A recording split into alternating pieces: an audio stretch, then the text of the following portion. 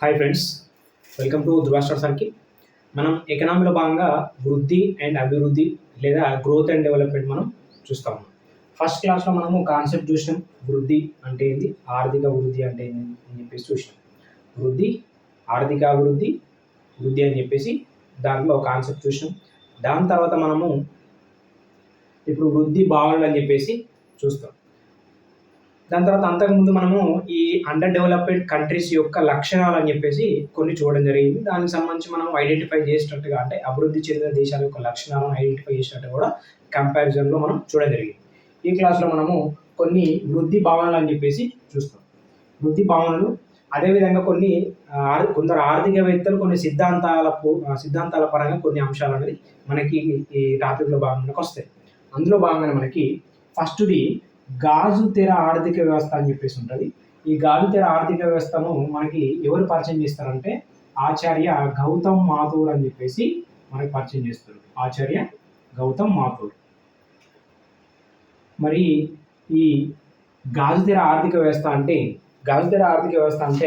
మనకు జనరల్గా వెనుకబడిన దేశాలు ఉంటాయి, అదేవిధంగా అభివృద్ధి చెందుతున్న దేశాలు అని చెప్పేసి అంటాం. వాటిని మనం వెనుకబడిన దేశాలు కూడా అని చెప్పొచ్చు.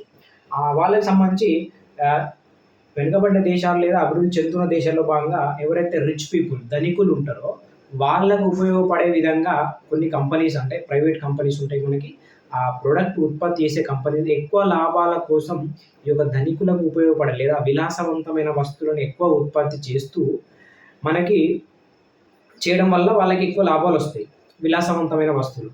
వాటిని కేవలం మరి ఈ పూర్ పీపుల్ ఎవరైతే మనకి పేదవాళ్ళు ఉంటారో వాళ్ళు కేవలం చూస్తూ మాత్రమే ఉండగలుగుతాం. అంటే ఒక గాజు తెరల నుంచి మాత్రమే చూడగలుగుతాం, కానీ మరి కొనలేము, వాటిని అనుభవించలేము అని చెప్పేసి ఈ గౌతమ్ మాథూర్ మనకి పరిచయం చేస్తాడు ఈ గాజు తెర ఆర్థిక వ్యవస్థని.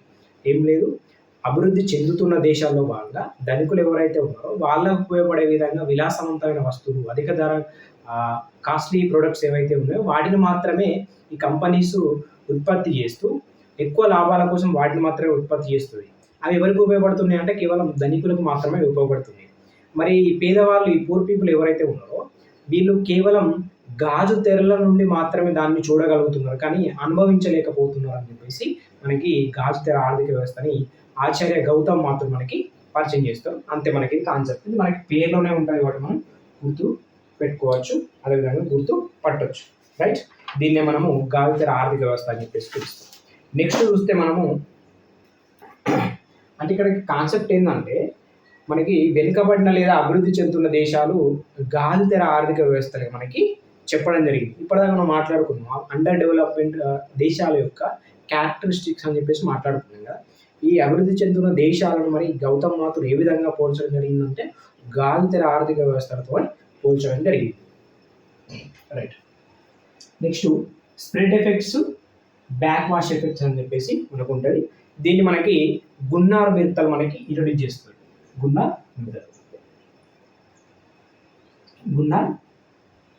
మిర్తల్ అని చెప్పేసి మనకి ఇంట్రొడ్యూస్ చేయడం జరుగుతుంది. ఈ విస్తరణ ప్రభావాలు లేదా బ్యాక్ వాష్ ఎఫెక్ట్స్ విస్తరణ ప్రభావాలు మరియు బ్యాక్ వాష్ ఎఫెక్ట్స్ అని చెప్పేసి చూస్తాం. విస్తరణ ప్రభావాలు లేదా స్ప్రెడ్ ఎఫెక్ట్స్ అంటే మనం జనరల్గా ప్రస్తుత సమాజంలో పరిస్థితి ఏ విధంగా ఉందంటే ప్రతి ఒక్కరు గ్రామాల నుంచి పట్టణాలకి తరలి వెళ్తున్నారు వలసకి.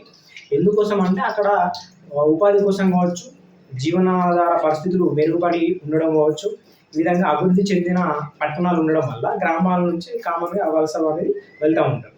అట్లా వలస అనేది వెళ్ళడం వల్ల ఆ సిటీ ఏదైతే ఉందో, పట్టణం ఏదైతే ఉందో ఆ పట్టణంలో భాగంగా మనకి ఆదాయం అనేది వస్తుంది.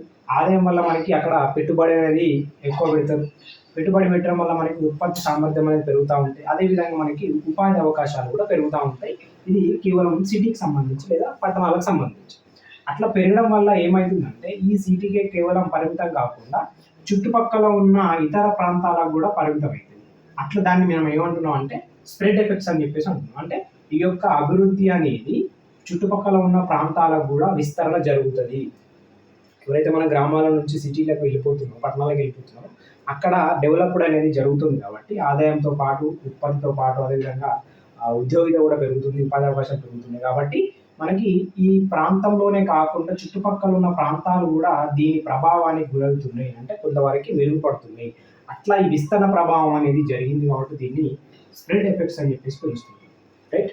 ఇప్పుడు మనము గ్రామాల గురించి మాట్లాడితే ఈ గ్రామాల నుంచి మనకి సిటీ వైపు వెళ్తున్నారు అని చెప్పేసి మాట్లాడినాం కదా, వలస అనేది వెళ్తున్నారు. దేనికోసం అంటే బ్రతుకు కోసం కావచ్చు, లేకుంటే ఉపాధి కోసం కావచ్చు, ఇంకా ఇతరత్ర కారణాల వల్ల కూడా కావచ్చు.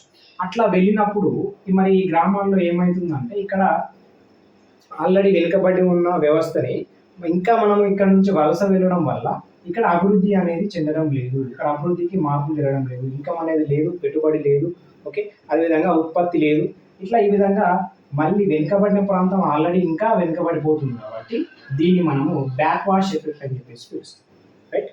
స్ప్రెడ్ ఎఫెక్ట్ అంటేనేమో ఆల్రెడీ సిటీ ఏరియాలో ఉన్న చుట్టుపక్కల ప్రాంతాలు, మనకి పట్టణాల్లో ఉన్న చుట్టుపక్కల ప్రాంతాలు కూడా అభివృద్ధి మార్గంలో వెళ్తే ఇక్కడ మనకి గ్రామీణ ప్రాంతాల్లో ఉన్న వ్యవస్థ ఏమవుతుందంటే వెనుకబడిపోయి ఇంకా వెనుకబడిన ప్రాంతంగానే మారిపోతుంది. దాన్ని మనము బ్యాక్ వాష్ ఎఫెక్ట్ అని చెప్పేసి పిలుస్తున్నాం. దీన్ని ఇంట్రొడ్యూస్ చేసింది మనకి గున్నార్ మిత్తల్. రైట్. మనం కంప్లీట్ చేసుకున్నాం గాజు, తేడా, ఆర్థిక వ్యవస్థ ఒకటి. Next spread effects and back wash effect అని చెప్పేసి చూసినాం. నెక్స్ట్ చూస్తే మనకు సాంఘిక ద్వంద్వత్వం అని చెప్పేసి ఉంది. సాంఘిక ద్వంద్వత్వం.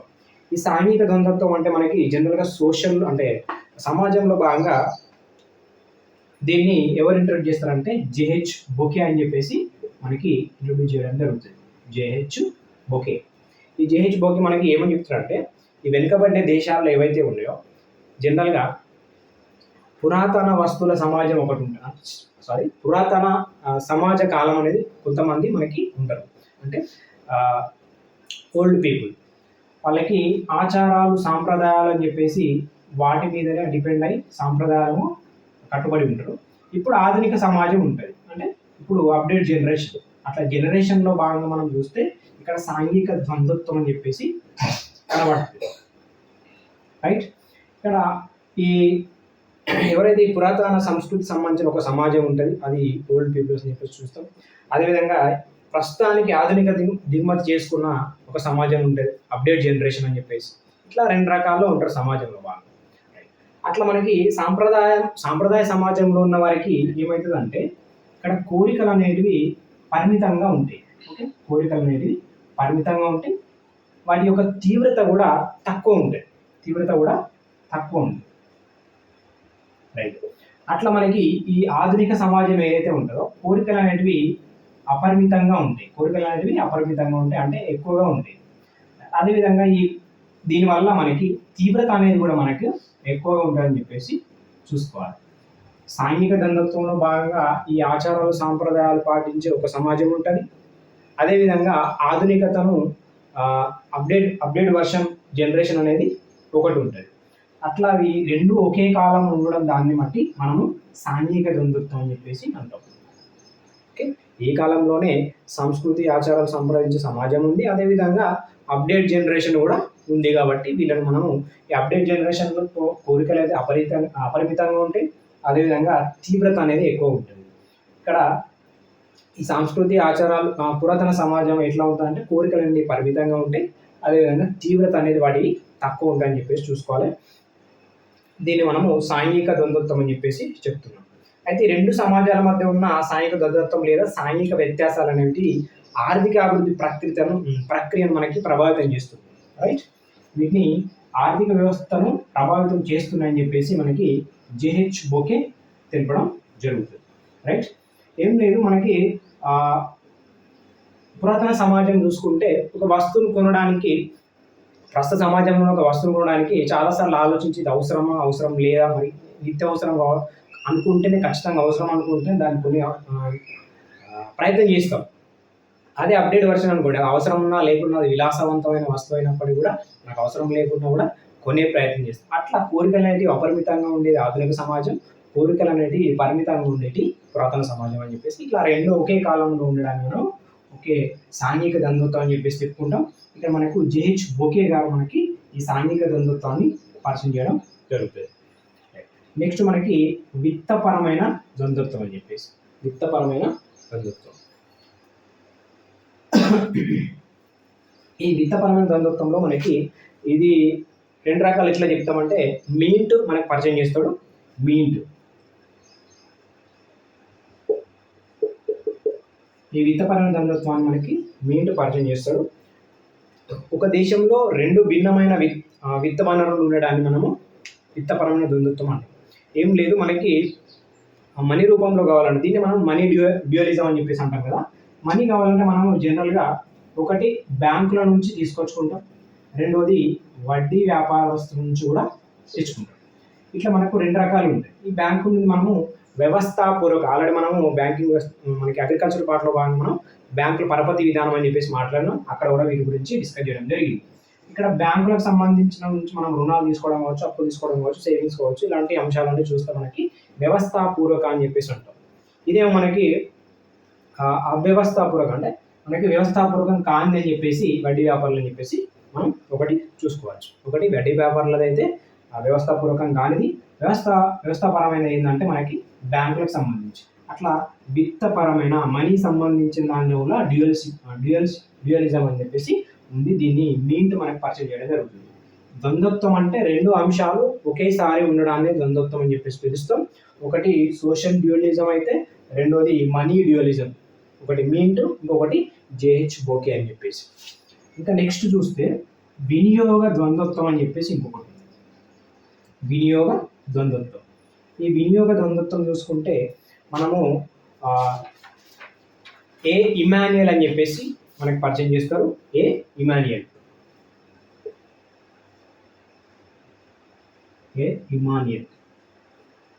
అయితే మనకి ఈ వెనుకబడ్డ దేశాల్లో పేద ధనికులు వినియోగ యొక్క అలవాట్లలో భాగంగా వైవిధ్యం ఉండడాన్ని మనం వినియోగ ద్వంద్వత్వం. ఇప్పుడు రిచ్ పీపుల్ యూజ్ చేసే ప్రొడక్ట్స్ కావచ్చు, మెటీరియల్ కావచ్చు, రకరకాల వస్తువులు కావచ్చు, వాళ్ళ యొక్క ఆహార అలవాట్లు కావచ్చు, జీవన శైలి కావచ్చు, రకరకాల అంశాలను మనకి పేదవాళ్ళతో పోల్చుకుంటే చాలా డిఫరెన్సెస్ ఉంటాయి. అట్లా వినియోగ ద్వంద్వత్వం మనకి రెండు ఒకేసారి ఉన్నాయి కదా. అభివృద్ధి చెందుతున్న దేశాల్లో పేదవాళ్ళు ఉన్నారు, ధనికులు ఉన్నారు. కాకపోతే వీళ్ళ యొక్క జీవన శైలిలో కావచ్చు, వాళ్ళు ఉపయోగించే వస్తువులు కావచ్చు, ఇట్లా రకరకాల అంశాలు మనకి వినియోగ వస్తువుల్లో భాగంగా చాలా రకాల డిఫరెన్సెస్ ఉన్నాయి. అట్లా మనకి ఒకేసారి ఇట్లా రెండు రకాల యొక్క వినియోగ ద్వంద్వత్వం అనేది ఉంటే దాన్ని వినియోగ ద్వంద్వత్వం అని చెప్పేసి పిలుస్తున్నాం. ఒకటి ధనికుల వర్గం అయితే ఇంకొకటి పేద వర్గం. అట్లా వాళ్ళు వినియోగించే వస్తువుల్లో చాలా రకాల డిఫరెన్సెస్ అయితే ఉంటాయి. నెక్స్ట్ చూస్తే మనము సాంకేతిక ద్వంద్వత్వం అని చెప్పేసి, ఇది టెక్నాలజీ సంబంధించి. సాంకేతిక ద్వంద్వత్వం మనకి జార్గన్సన్ అని చెప్పేసి మనకు పరిచయం చేస్తారు. జార్గన్సన్ రైట్.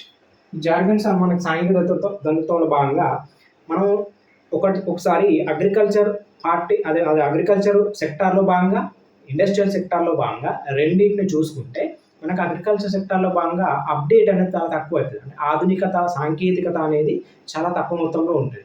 అదేవిధంగా ఈ ఇండస్ట్రియల్లో చూసుకుంటే, పారిశ్రామిక రంగంలో చూసుకుంటే చాలా ఫాస్ట్గా రకరకాల సాంకేతికత అనేది మనం తీసుకొస్తాం. అట్లా అందుకోసమే ఇది పారిశ్రామిక రంగం ఉన్న దగ్గర డెవలప్మెంట్ అనేది ఎక్కువ ఉంటుంది, ఎందుకంటే సాంకేతికతకు అవకాశాలు ఎక్కువ ఉంటాయి. అట్లా జార్గన్స్ అనేది మనకి ఏం చెప్తుందంటే, ఇక్కడ వ్యవసాయ రంగంలో భాగంగా సాంకేతికత అనేది చాలా తక్కువ ఉంది, సో అప్డేట్ అనేది ఎక్కువ లేదు. ఇట్లా రకరకాల ప్రొడక్ట్స్ కావచ్చు, అవి వ్యవసాయంలో భాగంగా వినియోగించే వస్తువులు కావచ్చు, దానికి ఇతరత్ర మందులు కావచ్చు, ఇట్లాంటి వాటిలో మనకి ఆధునికత అనేది తక్కువ ఉంది, సాంకేతికత. మరి పారిశ్రామిక రంగంలో భాగంగా చాలా అప్డేట్ అనేది, ఆధునికత అనేది, సాంకేతికత అనేది ఎక్కువ మొత్తంలో ఉంటుందని చెప్పేసి జార్గన్సన్ చెప్తారు. దాన్ని మనం ఇట్లా ఉండడాన్ని వ్యవసాయ రంగంలోనే తక్కువ సాంకేతికత, పారిశ్రామిక రంగంలో ఎక్కువ సాంకేతికత లేదా సర్వీస్ సెక్టార్లో భాగంగా కూడా చెప్పచ్చు. అట్లా ఎక్కువ ఉండడం భాగంగా రెండు ఉంటాయి, వ్యవసాయ రంగంలో తక్కువ ఉంటుంది, పారిశ్రామిక రంగంలో ఎక్కువ ఉంటుంది. ఇట్లా రెండు ఒకేసారి ఉండడం దాన్ని సాంకేతిక ద్వంద్వత్వం అని చెప్పేసి, టెక్నాలజీ డ్యూయలిజం అని చెప్పేసి చెప్తాడు జార్గన్సన్ రైట్. మనకి అగ్రికల్చర్లో భాగంగా చాలా ఇప్పటికి కూడా మనకి ఇంకా చాలా రకాల టెక్నాలజీ ఐటమ్స్ అనేది మనకి రాలేదు. అంటే విత్ మనం చేసే ప్రొడక్ట్స్లో కావచ్చు, అదేవిధంగా మందుల విషయంలో కావచ్చు, ఉపయోగించే ఉపకరణాల విషయాలు, యంత్రాలు కావచ్చు, పరికరాలు కావచ్చు, ఇంకా రకరకాల వాటిల్లో మనం ఇంకా సాంకేతికత అనేది ఇంకా రాలేదు అని చెప్పేసి మనం చూసుకోవచ్చు. నెక్స్ట్ ఆర్థిక ద్వంద్వత్వం. ఈ ఆర్థిక ద్వంద్వత్వం అంటే మనకు ఈ విత్త ద్వంద్వత్వం ఉంది కదా, దానికి దీనికి కొంచెం దగ్గరలో ఉంటుంది. ఆర్థిక ద్వంద్వత్వం అంటే ఒకటి వ్యవస్థీకృత రంగం అని చెప్పేసి ఇంకొకటి అవ్యవస్థీకృత రంగం అని చెప్పేసి ఉంటాయి. వ్యవస్థీకృత రంగం అంటే ఇప్పుడు ఎంప్లాయీస్ను, అది గవర్నమెంట్ కావచ్చు, ప్రైవేట్ కావచ్చు, ఎంప్లాయీస్ పరంగా చూసుకుంటే ఒక సెక్టార్ ఉంటుంది మనకి, వ్యవస్థీకృత రంగం అని చెప్పేసి పిలుస్తాం. అంటే వాళ్ళకి సంబంధించి ఒక ప్రాపర్గా ఆ సెక్టార్ అనేది ఉంటుంది.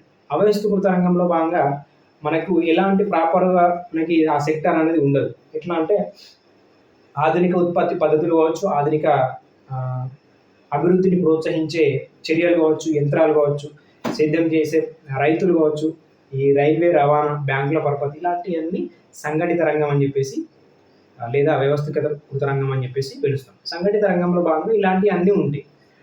మనకి సాంప్రదాయ పద్ధతుల వాడకం, మన సాంఘిక వెనుకబడతనం, సన్నకారు రైతులు, ఎడ్ల బండి రవాణా, వడ్డీ వ్యాపారాల పరపతి, ఇలాంటి అన్ని అసంఘటిత రంగంలో ఉంటాయి. అసంఘటిత రంగం అని చెప్పేసి పిలుస్తాం, సంఘటిత రంగం అని పిలుస్తాం. ఈ రెండింటి ఒకేసారి ఉండడాన్ని మనము ఆర్థిక ద్వంద్వత్వం అని చెప్పేసి పిలుస్తున్నాం. ఈ ఆర్థిక ద్వంద్వత్వాన్ని మనకి బెంజమిన్ హిగ్గిన్స్ అని చెప్పేసి పరిచయం చేస్తారు. ఎవరు? Benjamin Higgins. రైట్. ఇక్కడనేమో విత్తపరమైన ద్వంద్వత్వం అంటున్నాం, ఇక్కడనేమో ఆర్థిక పరమైన ద్వంద్వత్వం అంటున్నాం. ఆర్థిక ద్వంద్వత్వం వేరు, విత్తపరమైన ద్వంద్వత్వం. ఇక్కడ మనీ అని గుర్తుపెట్టుకోవాలి. ఇక్కడనేమో మనకి సెక్టార్స్, వ్యవస్థీకృత అసంఘటిత రంగము, సంఘటిత రంగం అని చెప్పేసి ఇక్కడ మనం గుర్తుపెట్టుకోవాలి. ఇవి మనకు డ్యూయలిజం సంబంధించిన కాన్సెప్ట్స్. నెక్స్ట్ చూస్తే మనము అభివృద్ధి నిరోధకాలు అని చెప్పేసి నెక్స్ట్ క్లాస్లో చూస్తాము. ఇక్కడ మనం ఒక్కసారి ఈ వృద్ధి భావనలో భాగంగా సో చూస్తే గాలితెర వ్యవస్థ. గాలితెర వ్యవస్థ మనకి ఆచార్య గౌతమ్ మాథూర్ ఏం లేదు, ధనికులు ఉపయోగించే ప్రొడక్ట్స్ ఏవైతే ఉన్నాయో అవి మనకి లాభాల కోసం కంపెనీలు ప్రొడక్ట్ ఉత్పత్తి చేస్తున్నాయి, కానీ పేదవాళ్ళు దాన్ని వినియోగించుకోలేక కేవలం గాలి తెరల గుండా మాత్రమే చూస్తున్నారు అని చెప్పేసి మనకి గౌతమ్ మాథూర్ చెప్పడం జరిగింది. నెక్స్ట్ స్ప్రెడ్ ఎఫెక్ట్స్, బ్యాక్వాష్ ఎఫెక్ట్స్ అని చెప్పేసి గున్నార్ మిత్తల్ మనకి ఇంట్రడ్యూస్ చేస్తారు. ఏవైతే గ్రామాల నుంచి వలసలు పట్టణాలకు వెళ్తున్నాయి, ఆ పట్టణాలు అభివృద్ధి చెందుతూ ఇతర చుట్టుపక్కల ఉన్న ప్రాంతాలు కూడా ఇంకా వాటి మీద ప్రభావం పడి అవి కూడా అభివృద్ధి చెందుతున్నాయి. కానీ బ్యాక్వాష్ ఎఫెక్ట్ అనేది ఈ వలసలు ఎక్కడి నుంచి అయితే గ్రామాల నుంచి ఉన్నాయో ఆ గ్రామాలు ఆల్రెడీ వెనుకబడి ఉన్నాయి, ఆ ఇంకా వెనుకబడిపోతున్నాయి అని చెప్పేసి వాటి మీద అదే విధంగా ప్రభావం పడుతుందని చెప్పేసి బ్యాక్వాష్ ఎఫెక్ట్ అని చెప్తుంది. ఇది మనకి గున్నార్ మిత్తల్ పరిచయం చేస్తారు.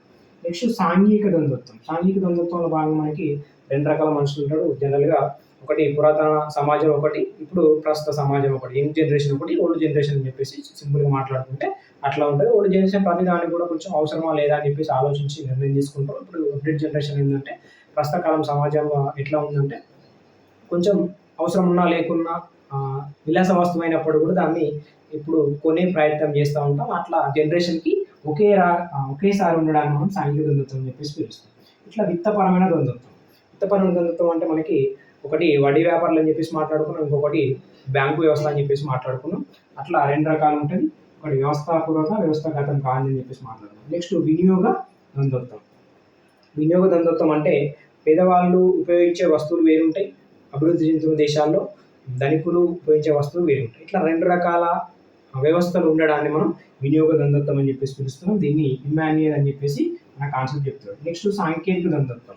వ్యవసాయ రంగంలోనేమో అంత సాంకేతికత లేదు, అదేవిధంగా పారిశ్రామిక రంగంలో సర్వీస్ సెక్టార్లో భాగంగా సాంకేతికత అనేది దినదిన అభివృద్ధి చెందుతూ ఉంది. ఇట్లా రెండు రకాల సాంకేతికతలు ఒకేసారి ఉండడం, దాన్ని మనం అభివృద్ధి చెందుతున్న దేశాలు ఒకేసారి ఉంటుంది కాబట్టి దీన్ని జార్గన్స్ అని మనకి ఇట్లా చెప్పడం జరిగింది. నెక్స్ట్ ఆర్థిక ద్వంద్వత్వం అని చెప్పేసి, ఈ ఆర్థిక ద్వంద్వత్వంలో భాగంగా మనం చూసింది ఏంటంటే మనకి సంఘటిత రంగం అని చెప్పేసి, అసంఘటిత రంగం అని చెప్పేసి. సంఘటిత రంగం అంటే ప్రాపర్గా ఉంటుంది, ప్రైవేట్ సెక్టార్లో కావచ్చు, గవర్నమెంట్ సెక్టార్లో కావచ్చు, కొంత డెవలప్మెంట్ పాయింట్ ఆఫ్ వ్యూ ప్రాపర్గా సెక్టార్ అనేది ఉంటుంది. ఇక మిగతా బయట ఎలాంటి ఈ చిన్న చిన్న కార్మికులు కావచ్చు, చిన్న కార్మిక రంగాలు కావచ్చు, లేకుంటే బయట లేబర్స్ కావచ్చు, కూలీ వ్యవస్థ, ఇలాంటి వాళ్ళను అసంఘటిత రంగం అని చెప్పి చూస్తాం. సంఘటిత రంగం, అసంఘటిత రంగం రెండు ఒకేసారి ఉండడాన్ని మనము ఆర్థిక ద్వంద్వత్వం. ఇది బెంజమిన్ హిగ్గిన్స్ మనకు చెప్తాడు. ఓకే, ఇది మనకు కొన్ని కాన్సెప్ట్స్. దీని తర్వాత మనము అభివృద్ధి నిరోధకాలు అని చెప్పేసి డిస్కస్ చేస్తాం. ఇది వృద్ధి భావనలో అభివృద్ధి నిరోధకాలు కూడా ఉంటాయి. అభివృద్ధిని అడ్డుకునేటి ఎలాంటి అంశాలు, అది జాతీయంగా ఉంటాయి, అంతర్జాతీయంగా కూడా ఉంటాయి. అది మనము డివైడ్ చేసుకొని డిస్కస్ చేస్తాం నెక్స్ట్ క్లాస్లో. Okay, thank you.